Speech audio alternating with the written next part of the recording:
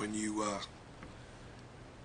take them a game at a time, and then you look at each opponent for for who they are and what they are. You look at their personnel. You look at their strategies, how they do things. You just continue to you gain respect, I think, for your opposing coach. And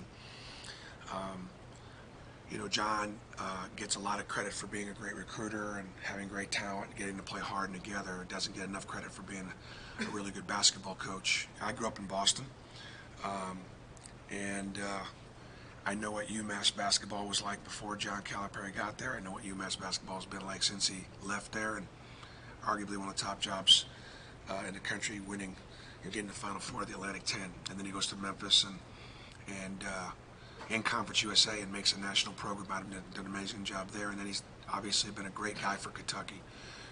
I guess the reason why I'm saying that is I like his team. I like what he's doing with his team. I like the positions that he's putting his guys in, putting them in positions I think to be successful. So they're hard to guard. Every coach knows every player's strengths and weaknesses. I think mine now being at Auburn for a few years, I've now seen his players both in high school, out there in AAU ball, and now at Kentucky. So it's almost like I have a little bit more knowledge. I saw PJ at Washington. I saw him at Findlay because he was a teammate of Horace Spencer's. We recruited Ashton Hagans for years and loved Ashton and loved his dad Marvin, and came close when he was younger.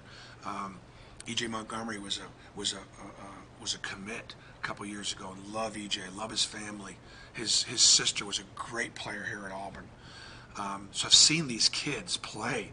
Keldon Johnson, we were one of the first teams to offer Keldon Johnson a couple years ago. I mean, when he was a sophomore, coming out of the Virginia area, and then he just blew up and became, a McDonald's All-American, and then, we weren't able to get it done. Kentucky is 33-3 since 1990 against us. So they've kind of owned the series. And, what an amazing opportunity for our basketball team to be able to match up with them.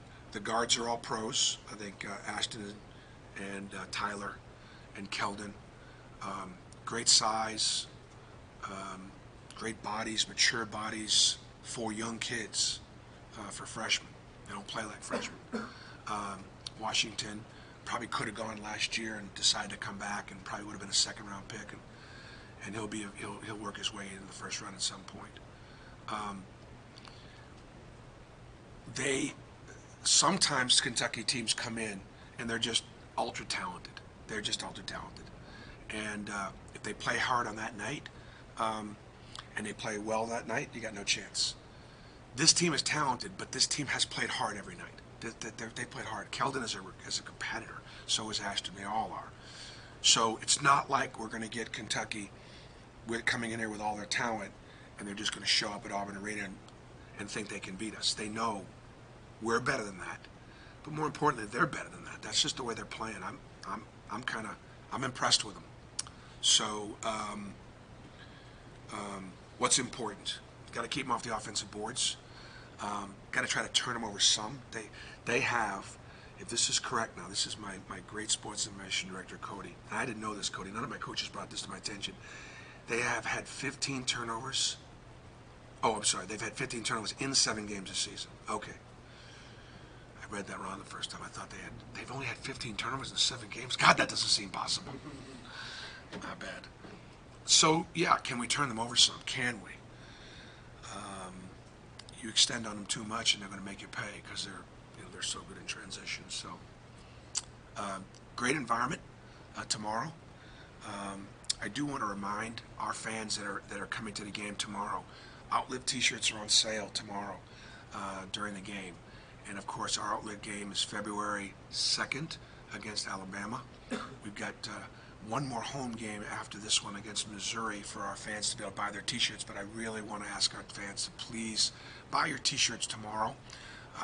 We want to sell 6,000-7,000 T-shirts for that game, and of course every dollar that doesn't go to the cost of that T-shirt. Just the cost of that T-shirt goes to patients and their families who are battling cancer in the state of Alabama. And sometimes, you'd love to find a way of how I can give $10 to somebody that's fighting cancer and just say, hey, this isn't going to do much, but at least it'll pay for the gas to get you to chemo. And that's what you're going to do by buying that T-shirt. And then wearing that T-shirt and reminding people to go get checked. And then together we'll do a great deal to beat cancer. Bruce, it seems like, your front court the last 2 games, playing a little bit tougher. They're not backing down. They're going to the rim hard. Chuma, we saw in the previous game. Did you challenge them? How they accepted that? And going against a team like Kentucky, how important is it to keep that up? It's a great observation. It's very important. I mean, Kentucky's really big and really physical. I mean, they're going to go inside early. Washington and Reed on the block are absolute men and monsters. So yeah, it'll be there's no question it'll be a physical challenge for us. And yes, they did respond after the Ole Miss game, probably at halftime of the Ole Miss game. I thought they responded to just the level of intensity, the physicality. Concerned about the fact that we're not getting to the line as much as we need to, and we're fouling too much. So in our 3 SEC games, the free throw differential has been way too much. So we're fouling too much, and we're not drawing fouls well enough. We got to do a better job of that, and hopefully continuing to pick up the physicality. Otherwise, Kentucky will take advantage. Look, Ashton Hagen's a physical point guard. Tyler Hero is a physical 2 guard. I mean, people look at Tyler and think, well, he's a great shooter, and he is, but he's a great athlete. He's a powerful, penetrating guard, big guard. Keldon Johnson is a man playing the 3 spot. Washington, they're big, strong, physical. I'd say physically they remind me more Tennessee than anybody else in the league. Just by the way, so we're obviously going to step up in that and continue to step up in that category. You mentioned Ashton Hagen's guy you watch. How much does he disrupt offenses? Yeah. What he does. Again, I am so proud of Ashton and so happy for him. I just don't mind telling a story because it's a true story. I told Ashton when he was younger, I said, because we were one of the first teams to offer him, and I said, Kentucky's going to offer you. And he kind of smiled. And I'd say, no, listen, I'm telling you, they're going to offer you, and you're going to wind up going to Kentucky. So, no, Coach, no, I'm not. But I mean, I knew he was going to be really good, and he was a self-made player. He worked hard, got a really good, nice family, and I mean, yeah, I know it sounds something, but I'm happy for him. Look, it took Gilchrist going pro. He did not come to Kentucky as a one and done a year ago, and made himself into a pro, and so they had an opportunity for a point guard late that they did have. So. He's had great impact. He's had 3 steals, 3 or more steals, 5 straight games. So he'll guard Jared Harper. It'll be a great matchup.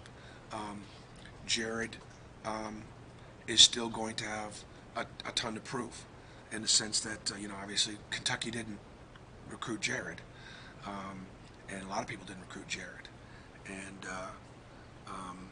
if they're talking about Ashton as playing his way into the first round again. Well, Bryce and Jared have an opportunity again to go at those guards and see what they can do. That's one of the great things about these opportunities. The stage that Auburn has given us all an opportunity to compete on, the highest possible stage, just to see. We know where they're ranked. We know, look, they've got 6 McDonald's All-Americans, 9 ESPN Top 100 players, a Hall of Fame coach. We know the challenge. How much is Ashton's kind of game, his offensive game evolved just in the last 5 games? Yeah, he's just more confidence. Just more confidence. He's always been a great playmaker. He's always been a great team leader. He's always been a great defender. He always played with great heart, toughness, soul. And now he's just playing with more confidence. I think part of the reason is when Green transferred to Washington, it became clear, Ashton, this is your team. And that's what a lot of point guards need. They really need that. It's like changing quarterbacks. This is your team. Do you feel like your team kind of has improved as a whole? You have a lot of hype around this team. There hasn't been a significant win yet this year. Our team? Yeah. Well, you know, um, we got a lot to prove. You know, we got a long way to go. I'm really proud of the position that this team has put themselves in. For me, I don't see the hype. I see, I see, I see 33-3. That's what I see, with an opportunity to be 33-4, which is hard to do. You know, so I don't think our guys are. In fact, I think they look at the opportunity to make history. Like, if Jared Harper or Bryce Brown or Horace Spencer, the guys have been here a few years, only one Auburn team has ever beaten Kentucky 3 straight at home. To me, that's not hype. I'm not criticizing. You know what I'm saying? I don't see it. I go to practice every day, so I know our warts. I know our weaknesses, and at the same time, you know, we're good enough to beat anybody on our schedule. You look at the film of the Texas A&M game, the rebound margin. Is there any one or two things? Well, I think what jumped out was, you know, when we went zone late in the half or midway through the second half, it put Texas A&M on the perimeter and it put Austin in the middle, and he got every rebound and some really good traffic rebounds, and that was a good sign. And we've always been a good offensive rebounding team. And so we could improve in the defensive rebounding. And of course, listen, Kentucky gets 39% of their missed shots. 39% of their missed shots. So it's not always their first shot. Defense, it's important. You know, Chumo Kiki and Washington, you know, and Horace, that's going to be a major matchup. Austin and Anthony against Reed, and, you know, it's going to be a major, you know, those are the matchups physically that we're going to have to be able to win in order to win the battle of the boards. Three common opponents between you and Kentucky so far in Georgia, A&M, and Duke. Is there anything from those particular games that give you any indicator of what tomorrow's going to be like? I think you know, we're both 2-1. You know, I think both teams will have good preparations from the standpoint of, you know, at this time, you know, there's not going to be too many surprises from a scouting standpoint. This is what we do. This is what they do. They've got an extra day to prepare. They play Tuesday night. We play Wednesday night. We're just now, I think we're now just prepared here this Friday afternoon. It's hard, you know, coming back after Wednesday night and coming in Thursday, and gave the kids a scouting report yesterday, but didn't give them everything. And then worked really hard last night and all morning to kind of get our arms around what we think we need to do, and then just go out there and play. Okay. Thanks, guys.